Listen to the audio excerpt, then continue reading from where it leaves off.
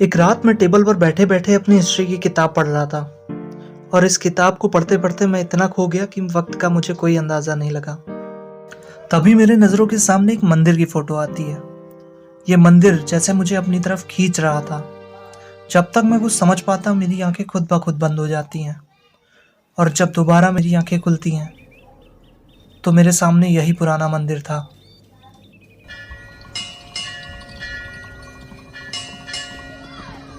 मंदिर में बज रही घंटी की आवाज़, ऐसा लग रहा था मुझे मेरा नाम लेकर बुला रही हैं। ना चाहते हुए भी मेरे कदम मंदिरों की सीढ़ियां चढ़ने लगते हैं। पता नहीं क्यों हर एक सीढ़ी पर कदम रखते हुए मेरे दिल की धड़कनें तेज होती जा रही थी। जब मेरी नज़र मंदिर की दीवारों पर पड़ी तो मुझे ऐसा लगा कि दीवार पे उकेरी हर एक तस्वीर अपनी कहानी सुना रही है। लेकिन इसके आगे मैं कुछ जान पाता हूँ इससे पहले ही मेरी आँख खुल जाती है।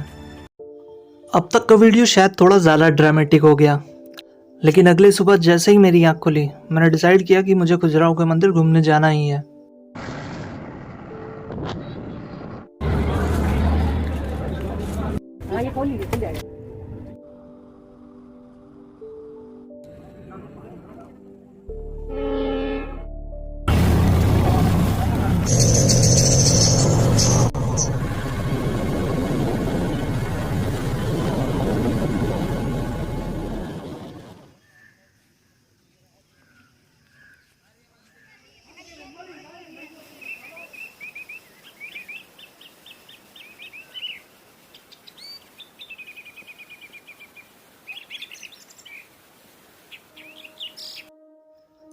चिंचिटू, श्री खजूर बाई का, खजूरपुरा जैसे नामों के बाद खजुराहो को उसका खुद का नाम मिला।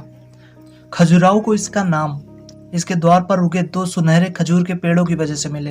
कहते हैं शुरुआत में ये 85 मंदिरों की सीरीज थी, जो अब जाकर सिर्फ 20 मंदिर ही बचे हैं। इस हर एक मंदिर की हर एक दीवार आज के आधुनिक मनुष्य को ये बताती है कि चाहे साइंस के नाम पर आज हमने कितनी भी तरक्की कर ली है, लेकिन हमारे पूर्वज हमसे कई कदम आगे थे।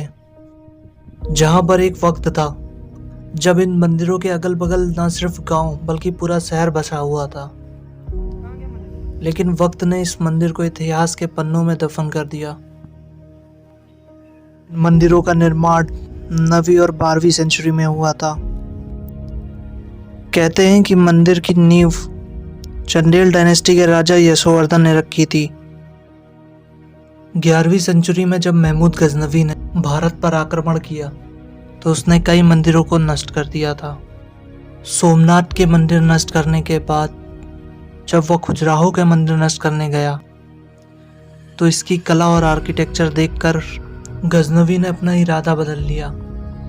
लेकिन बार बार इस तरीके के आक्रमण ने और मंदिरों में करी जाने वाली तोड़फोड़ की वजह से खजुराहो में रहने वाले लोगों को खजुराहो छोड़ने पर विवश कर दिया।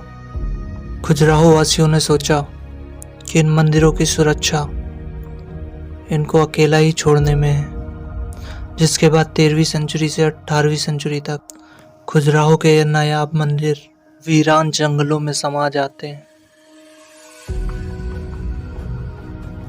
इसके कुछ वक्त बाद इन मंदिरों को ब्रिटिश इंजीनियर टी.एस. बर्ट ने ढूंढ निकाला